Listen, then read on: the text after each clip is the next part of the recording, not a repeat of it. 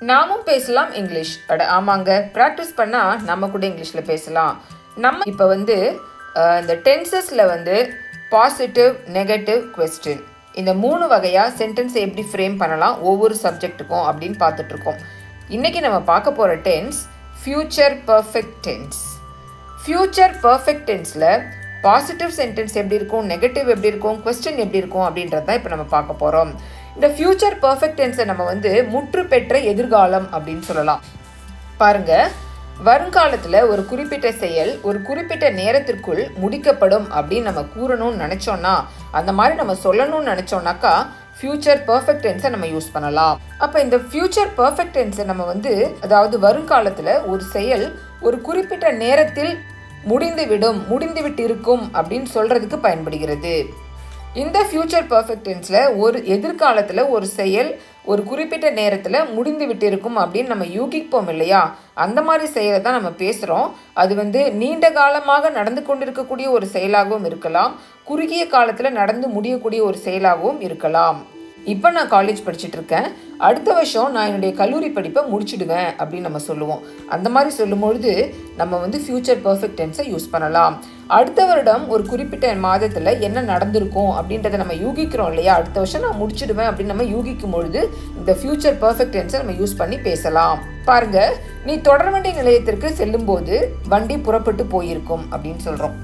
நம்ம லேட்டாக கிளம்பிட்டு இருப்போம், பக்கத்தில் இருக்கவங்க சொல்கிறாங்க நீ ஸ்டேஷனுக்கு போய் சேர்ந்துருக்கும் போது வண்டி போயிட்டுருக்கோம், ஏன்னா டைம் ஆயிடுச்சு அப்படின்னு சொல்லுவாங்க. இதை நம்ம எப்படி இங்கிலீஷில் சொல்லலாம்? The train will have left when you reach the station. The train will have left when you reach the station அப்படின்னு சொல்கிறாங்க. எதிர்காலத்தில் அந்த ட்ரெயின் போயிட்டுருக்கோம் அப்படின்றத யூகிச்சு முன்னமே சொல்கிறாங்க. இவங்க எதிர்காலத்தில் ஒரு குறிப்பிட்ட டைமில் அந்த செயல் நடந்து முடிஞ்சிட்ருக்கோம் அப்படின்னு அவங்க சொல்கிறாங்க. இந்த மாதிரி நம்மளும் ஏதாவது ஒரு செயல் எதிர்காலத்தில் ஒரு குறிப்பிட்ட நேரத்தில் நடந்து முடிஞ்சிட்ருக்கோம் அப்படின்றத சொல்லும் பொழுது நம்ம இந்த ஃப்யூச்சர் பர்ஃபெக்ட் டென்ஸை யூஸ் பண்ணி நம்ம பேசலாம். பாருங்க, நாளை மாலை வாக்கில் அவன் சென்றிருப்பான், நாளைக்கு சாயந்தரம் வாக்கில் அவன் போயிட்டு இருப்பான் அப்படின்னு நம்ம சொல்லுவோம். He will have left by tomorrow evening அப்படின்னு சொல்லலாம். He will have left by tomorrow evening அப்படின்னு சொல்கிறோம். இப்போ ஒரு எக்ஸாம்பிள் பாருங்க. இப்போ நம்ம பாசிட்டிவ் சென்டென்ஸை எல்லா சப்ஜெக்ட்டுக்கும் கிரியேட் பண்ண போகிறோம். பாருங்க, கூட்டத்திற்கு முன்பு நான் இரவு உணவை முடித்திருப்பேன். இது எப்படி நம்ம இங்கிலீஷில் சொல்லலாம்? I shall have finished dinner before the meeting. மீட்டிங்க்கு முன்னாடி நான் என் இரவு உணவை முடித்திருப்பேன் அப்படின்னு நம்ம சொல்கிறோம். நாளைக்கு மீட்டிங் நடக்க போகிறதா இருக்கலாம், அல்லது இன்னைக்கு சாயந்தரம் மீட்டிங் நடக்க போகிறதா இருக்கலாம். மீட்டிங் ஆரம்பிக்கிறதுக்கு முன்னாடி நான் இரவு உணவை சாப்பிட்டு முடித்திருப்பேன் அப்படின்னு நம்ம இந்த சென்டென்ஸை சொல்கிறோம். இதில் நம்ம யூஸ் பண்ணியிருக்கிற சப்ஜெக்ட் ஐ இல்லையா, கூட்டத்திற்கு முன்பு நான் இரவு உணவை முடித்திருப்பேன் அப்படின்னு நம்ம சொல்கிறோம். அடுத்தது வி அப்படின்ற சப்ஜெக்டை வச்சு இது எப்படி நம்ம சொல்லலாம்? கூட்டத்திற்கு முன்பு இந்த நான் வர இடத்துல நாம் அப்படின்னு சொல்லலாம். நாம் இரவு உணவை முடித்திருப்போம் அப்படின்னு சொல்லுவோம் இல்லையா. வி அந்த சப்ஜெக்ட் ஐக்கு பதில் இந்த இடத்துல என்ன வரணும்? வி வரணும். We shall have finished dinner before the meeting அப்படின்னு சொல்லலாம். அடுத்தது யூ. யூ அப்படின்னா நீ அல்லது நீங்கள். இந்த யூ வரும்பொழுது நம்ம இந்த ஷால்க்கு பதில் வில் அப்படின்ற ஹெல்பிங் வெர்பை போடணும். பாருங்க, கூட்டத்திற்கு முன்பு நீ இரவு உணவை முடித்திருப்பாய். இதை நம்ம எப்படி இங்கிலீஷில் சொல்லலாம்? இப்போ யூ இல்லையா. You will have finished dinner before the meeting அப்படின்னு சொல்லலாம். You will have finished dinner before the meeting. அடுத்தது they அப்படின்னா அவர்கள். கூட்டத்திற்கு முன்பு அவர்கள் இரவு உணவை முடித்திருப்பார்கள் அப்படின்னு சொல்லணும் இல்லையா. அப்போ இந்த இடத்துல ஐக்கு எடுக்கிற இடத்துல they will have finished dinner before the meeting அப்படின்னு சொல்லலாம். அடுத்தது he அப்படின்னா அவன் அப்படின்னு சொல்லுவோம் இல்லையா. கூட்டத்திற்கு முன்பு அவன் இரவு உணவை முடித்திருப்பான் அப்படின்றத எப்படி சொல்லலாம்? He will have finished dinner before the meeting அப்படின்னு சொல்லலாம். அடுத்தது she அப்படின்னா அவள். கூட்டத்திற்கு முன்பு அவள் இரவு உணவை முடித்திருப்பாள். இதை எப்படி நம்ம சொல்லலாம்? She will have finished dinner before the meeting அப்படின்னு சொல்லலாம். அடுத்தது it அப்படின்னா அது கூட்டத்திற்கு முன்பு இரவு உணவை முடித்திருக்கும் அப்படின்னு நம்ம சொல்லுவோம்ல. It will have finished dinner before the meeting அப்படின்னு சொல்லலாம். அடுத்தது ராம் அப்படின்றது ஒரு பெயர் இல்லையா. ராம் கூட்டத்திற்கு முன்பு இரவு உணவை முடித்திருப்பான் அப்படின்னு சொல்லணும். Ram will have finished dinner before the meeting அப்படின்னு நம்ம சொல்லணும். இப்போ உங்களுக்கு இது வந்து பாசிட்டிவ் சென்டென்ஸ், நேர்மறையான வாக்கியம் இல்லையா. அடுத்தது நம்ம பார்க்க போகிறது நெகட்டிவ் சென்டென்ஸ். இதோடைய ஸ்ட்ரக்சர் பாருங்கள். Subject I, we, you, they, he, she, it பேர் இருக்கும். அடுத்தது will அல்லது ஷால் வரும். நாட் அப்படின்ற நெகட்டிவ் வேர்டு வரணும். ஹாவ் வரணும். பாஸ்ட் பார்ட்டிசிபிள் வரணும். பாருங்கள், கூட்டத்திற்கு முன்பு நான் இரவு உணவை முடித்திருக்க மாட்டேன் அப்படின்னு சொல்கிறோம். இதில் ஐ அப்படின்ற சப்ஜெக்டை நம்ம யூஸ் பண்ணியிருக்கிறோம். I shall not have finished dinner before the meeting அப்படின்னு நம்ம சொல்லுவோம். இது நெகட்டிவ், அதனால் நாட் போட்டிருக்கிறோம். பாருங்கள், ஷாலுக்கும் ஹேவுக்கும் நடுவில் நாட் போட்டிருக்கிறோம். இந்த ஐவி ரெண்டு சப்ஜெக்ட்டுக்கும் நம்ம ஷால் அப்படின்ற ஹெல்பிங் வெர்பை யூஸ் பண்ணுவோம். மீதி இது எல்லாத்துக்குமே நம்ம வில் அப்படின்ற ஹெல்பிங் வெர்பை யூஸ் பண்ணுவோம்.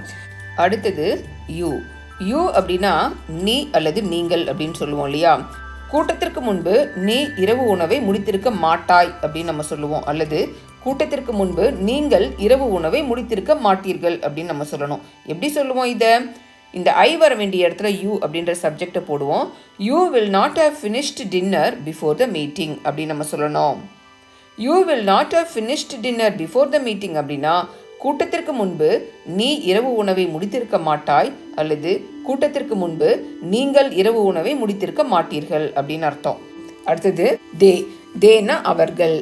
அவர்கள் கூட்டத்திற்கு முன்பு இரவு உணவை முடித்திருக்க மாட்டார்கள் அப்படின்னு சொல்லணும்னா they will not have finished dinner before the meeting அப்படின்னு சொல்லுவோம். அடுத்தது ஹீ. ஹீனா அவன்.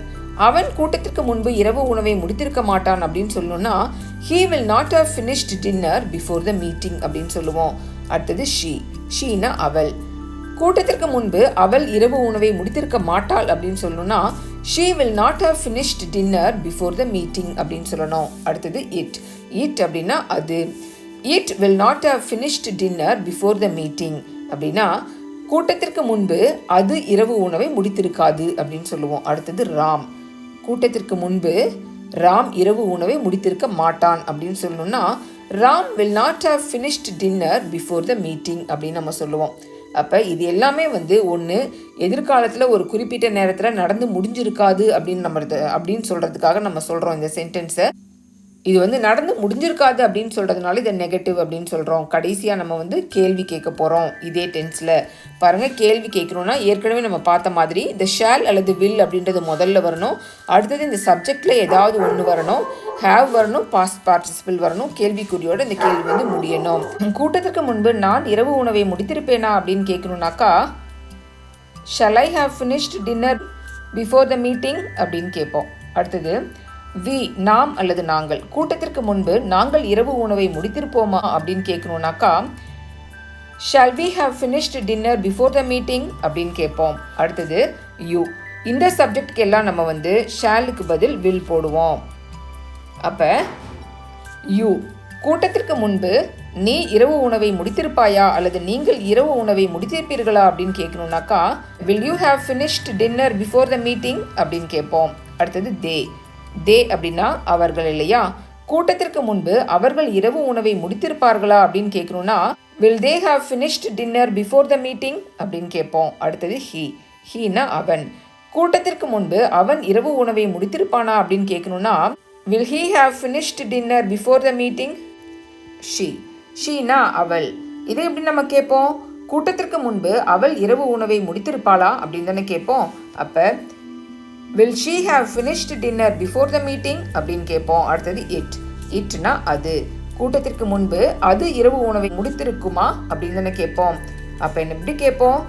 will it have finished dinner before the meeting அப்படின்னு கேட்போம். அடுத்தது ராம். கூட்டத்திற்கு முன்பு ராம் இரவு உணவை முடித்திருப்பானா அப்படின்னு கேட்குறோன்னா will Ram have finished dinner before the meeting அப்படின்னு கேட்போம். என்ன வியூவர்ஸ், இந்த வீடியோ உங்களுக்கு பிடிச்சிச்சுன்னா லைக் பண்ணுங்கள், உங்கள் ஃப்ரெண்ட்ஸ்க்கு இதை ஷேர் பண்ணுங்கள். இன்ஃபர்மேட்டிவாக இருக்குது அப்படின்னு நீங்கள் நினச்சிங்கன்னா நம்ம சேனலை சப்ஸ்கிரைப் பண்ணுங்கள். தேங்க்யூ.